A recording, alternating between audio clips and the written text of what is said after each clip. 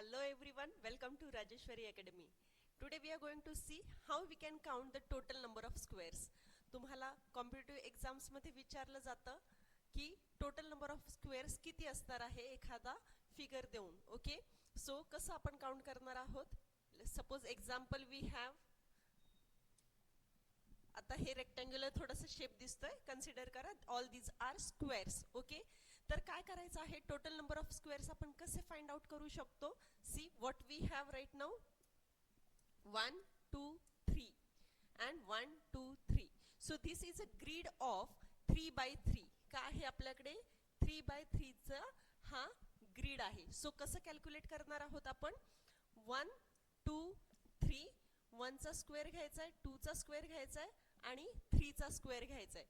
So what we have, 1 square is 1, 2 square is 4 and 3 square is 9.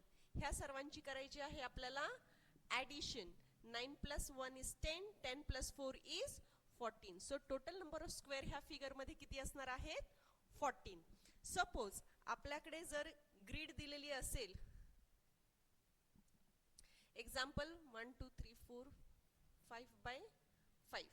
Okay, suppose अशी grid दिलेली आहे, किती आहेत, लेट्स काउंट 1 2 3 4 5. अगेन 1 2 3 4 5.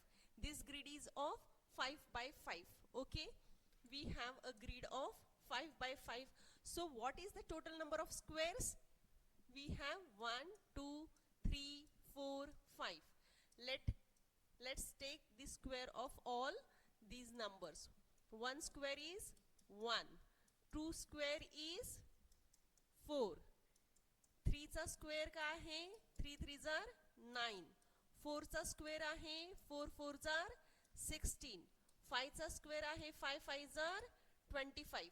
ह्या सर्वांची काय करायची आहे आपल्याला, ॲडिशन. ह्या दोघांची टोटल झाली 10, 16 plus 4 is 10 and 25. 10 20, sorry, here it is 20. 16 plus 4 is 20. 20 plus 10 is 30, 30 plus 25 is 55. So total number of squares किती येणार आहेत, 55. This is the correct answer. Okay.